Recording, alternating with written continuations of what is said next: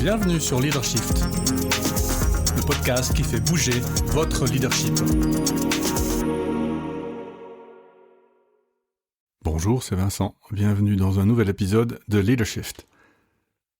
Imaginons une entreprise, une institution qui veuille promouvoir un nouveau règlement interne. Les choses changent, les règlements aussi, et donc, on fait un nouveau règlement.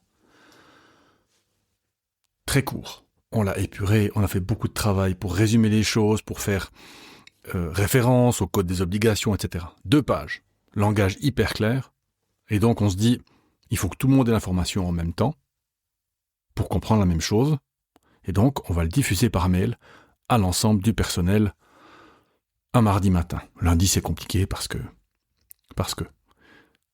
la direction estime avoir fait un bon travail. On a engagé un spécialiste en communication, on a engagé une agence pour faire un joli document, que sais-je. La direction estime avoir bien communiqué, le règlement est là, noir sur blanc, identique pour tout le monde. Le lendemain, le mercredi, la responsable RH constate qu'une équipe, alors est super contente parce que le règlement renforce leur autonomie, qu'une est vent debout contre parce qu'il annonce un contrôle accru digne des pires dystopies aliénantes. Je pense qu'il y en a un là dans les ouvriers qui a fait un casse en philosophie. Puis que la 3e équipe attend de voir ce qui va vraiment se passer avant de se prononcer. Même document, 3 réalités. Ils savent pas lire. Si, ils savent lire. Ils font exprès alors. Ça, c'est l'erreur fondamentale d'attribution. C'est pas un problème de lecture, c'est un problème de construction de sens. Et aujourd'hui, on va parler de ça, de sense-making, de faisage de sens, c'est moche, de construction de sens, c'est mieux. Et on va le voir avec Carl Weick, qui en a fait la théorie il y a 30 ans, en 1995, dans un bouquin qui s'appelle Sense Making in Organizations. Alors Carl Weick, c'est pas un sociologue, pas un psychologue, c'est un psychologue organisationnel, dites-moi. Mais oui, voilà, c'est quelqu'un qui s'occupe de comprendre comment les organisations fonctionnent, mais d'un point de vue psychologique, appliqué aux organisations. C'est pas vraiment un sociologue. Alors, qu'est-ce qu'il raconte ? Eh bien, en 1995, il pose une thèse qui n'est pas facile à accepter, en fait.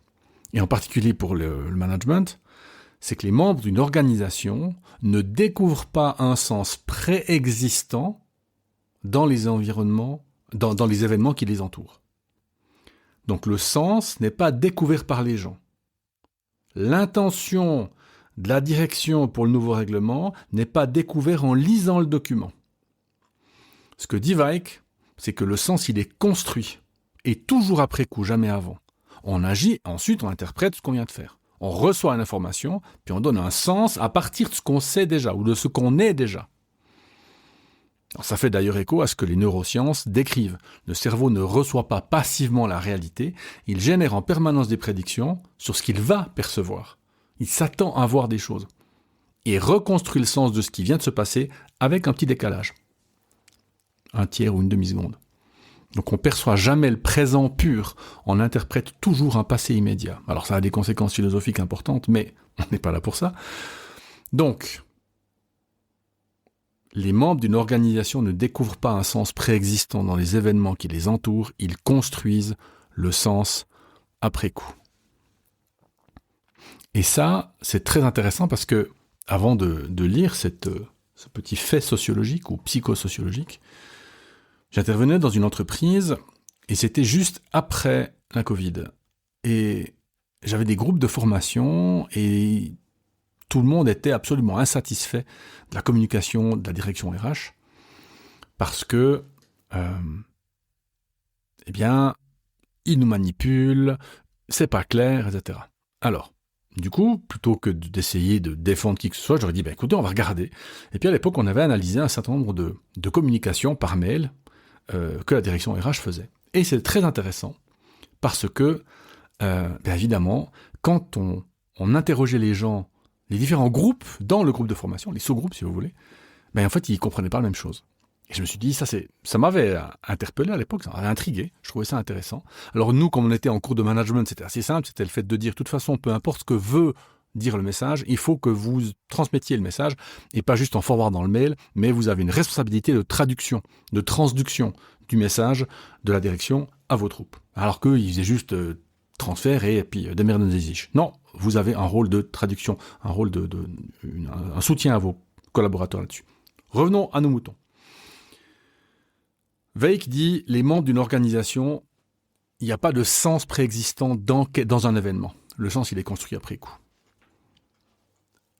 Weick identifie 7 propriétés dans ce processus. Et pour moi, c'est fascinant, donc c'est pour ça que je vous en parle. Première propriété, le sense-making est enraciné dans l'identité. Je comprends ce règlement en fonction de qui je suis. Mon métier, mon histoire dans l'entreprise, ma relation au pouvoir, la manière dont mon père me parlait à table le soir.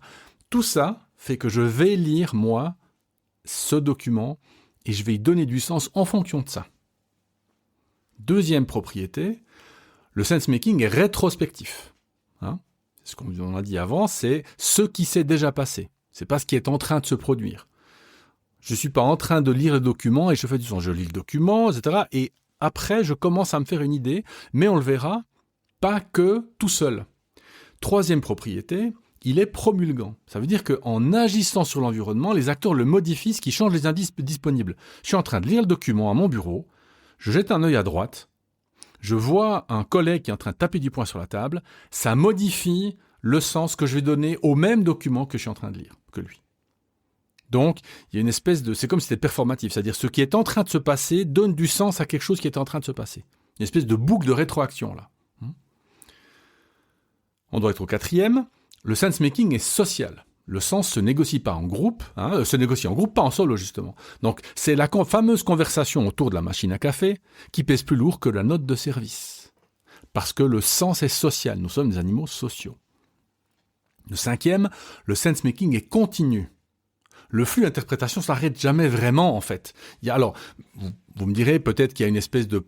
un physicien dirait de premier ordre, mais une espèce de première interprétation un peu grossière qui est faite, puis ensuite il y a des changements qui se font. C'est pour ça que la première est très importante. Mais il est continu. C'est-à-dire que même quand la direction pense que le message est passé, c'est pas ce que ça veut dire du coup, en fait il n'est pas vraiment passé. Il continue à se faire interpréter. Par exemple, une nouvelle personne entre dans l'équipe, et voit qu'il y a une espèce il y a des remous partout pour un règlement elle comprend rien, et du coup elle observe, et du coup elle se fait un sens avec ce qu'elle observe par ailleurs, alors qu'elle n'a jamais lu le règlement en question. 6e propriété de ce processus de sense-making, ce processus est focalisé sur des indices extraits, très importants. Donc on traite pas toute l'information disponible, on va sélectionner quelques signaux saillants. Des choses qui nous marquent, des mots, des attitudes. Par exemple, encore une fois, je suis en train de lire document, je regarde à ma droite, j'ai mon collègue qui tape du poing sur la table. Ça, c'est un indice saillant. Il n'est pas content, je le respecte, donc je ne suis pas content non plus. Et chacun sélectionne ses indices extraits. Ah, je vous avais bien dit, regardez la date. Ils ont fait ça exprès avant la fin du mois. C'est pour pouvoir nous virer si jamais. Vous voyez ? Alors que vous n'avez pas forcément vu ça. Donc, indice extrait. Et enfin, 7e propriété, le processus de sense-making est guidé par la plausibilité plutôt que par la précision. Alors ça, c'est terrible. Parce que ce qui compte, c'est pas ce qui est vrai, c'est ce qui tient debout. C'est ce qui est cohérent avec ce qu'on croit déjà. Et ça, c'est terrible. Parce que, vous voyez notre direction qui a fait tout juste, quelque part, ils ont raccourci le règlement.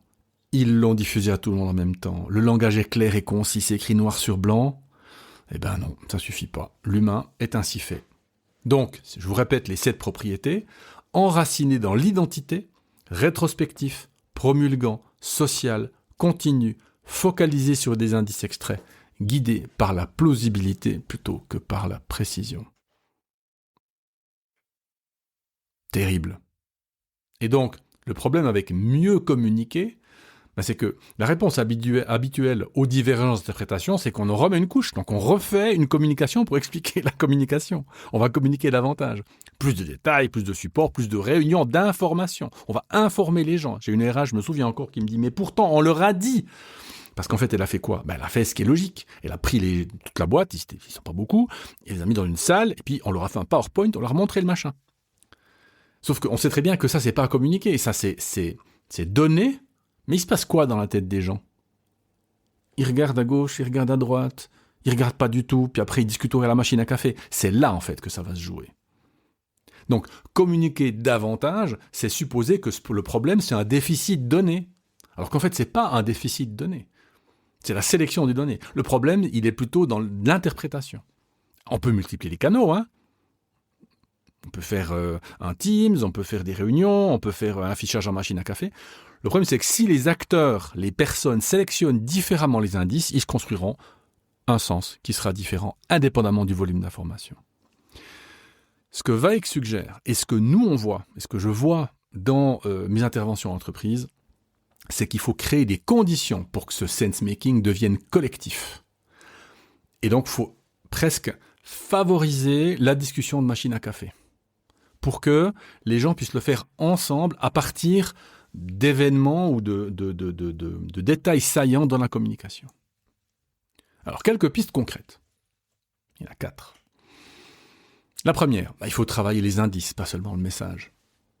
Avant de diffuser la décision, identifier quels signaux les équipes vont retenir. C'est quoi le truc qui va attirer leur attention, qui a signé, à quelle date il sera fait.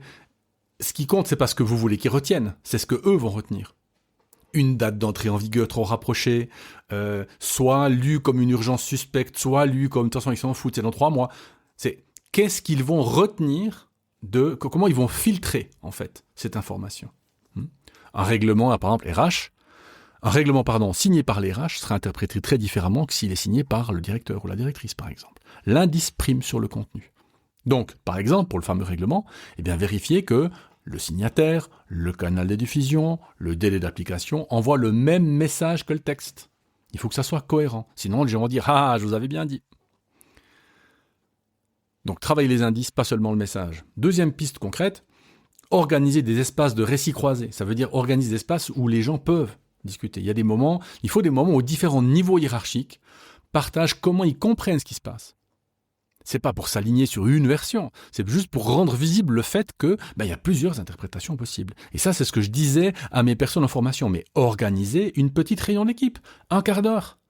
Dites voilà la com, qu'est-ce que vous en pensez? Et là, vous verrez les gens qui se regardent. Parce qu'en fait, eux, ils ont une interprétation, mais ils savent pas, entre guillemets, si c'est la bonne, ils savent pas si c'est mon voisin, etc. Donc là, ce sera important de créer ces moments. La prise de conscience que les collègues ne voient pas la même chose est elle-même une information qui modifie le sense-making de chacun et de chacune.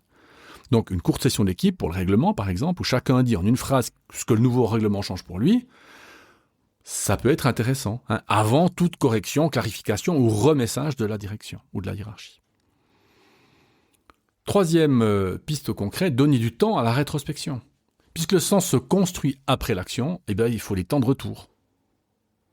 Alors, on va pas faire un bilan en fin de projet, c'est trop tard, mais peut-être des points courts, fréquents, où on demande qu'est-ce qu'on a fait, qu'est-ce que ça a changé, qu'est-ce que ça veut dire pour la suite. Pour le règlement, par exemple, un point à 30 jours, c'est trop tard, mais on peut faire un point à 1 semaine. Tiens, finalement, ce règlement, dans 1 semaine, comment c'est allé? C'est remettre une couche de sense-making collectif, et pas laisser les gens se faire, leurs histoires dans leur tête, et 2, surtout, les histoires qu'ils vont partager avec personne, ou qu'avec des personnes qui ont le même avis qu'eux. Ça forme des clans, ça forme des avis qui sont difficilement bougeables par la suite. Enfin, quatrième piste concrète, accepter la plausibilité comme point de départ. Corriger une interprétation erronée par la vérité factuelle, ça fonctionne pas. Ça marche pas. Parce que les gens sont accrochés à leur interprétation. Par contre, il faut essayer de construire un arc narratif, une narrative, je sais pas si ça se dit, narrative en anglais, qui est plausible, cohérente avec ce que les acteurs savent déjà, ancrable dans leur identité professionnelle. C'est le réel qui doit s'articuler à l'existant et pas le contraire. Donc pour le règlement, par exemple, ça veut dire expliquer pourquoi ce règlement a été fait, qu'est-ce qui l'a rendu nécessaire, l'histoire qui précède, pour que l'histoire qui suit soit cohérente avec l'histoire qui précède. Plutôt que de se limiter à dire le règlement décrit tac tac tac, c'est de se dire pourquoi le règlement a été nécessaire, qu'est-ce qu'on a cherché à faire, quelle est l'intention derrière le règlement. Parce que les gens vont prendre ce qui est plausible, pas ce qui est vrai. Alors qu'est-ce que ça change? Le sense-making rappelle en fait que le rôle d'un manager, d'un leader, d'une directrice en situation de changement, c'est pas de transmettre l'information, c'est de créer des conditions pour que ce fameux sens partagé, ou au moins, s'il n'est pas partagé, qu'il soit compatible, ce qui est déjà pas mal, puisse émerger. Créer des conditions pour que le sens puisse émerger. C'est pas tout à fait la même compétence, c'est pas tout à fait le même agenda, c'est pas les mêmes événements. Et puis c'est pas non plus une garantie de consensus. En revanche, ça veut dire qu'au moins, on en aura parlé et on aura une idée de ce que pensent les autres et de comment ça va évoluer. Weick dit pas que tout le monde finira par voir la même chose. Parce que c'est pas possible. Nous sommes trop différents.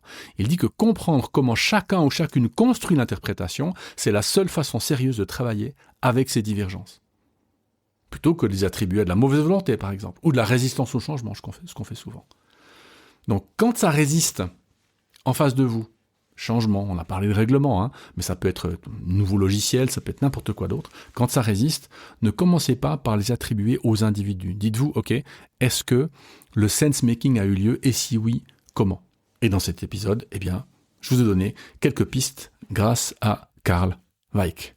Voilà, j'espère que cet épisode vous a plu, et je vous dis à la semaine prochaine. Ciao.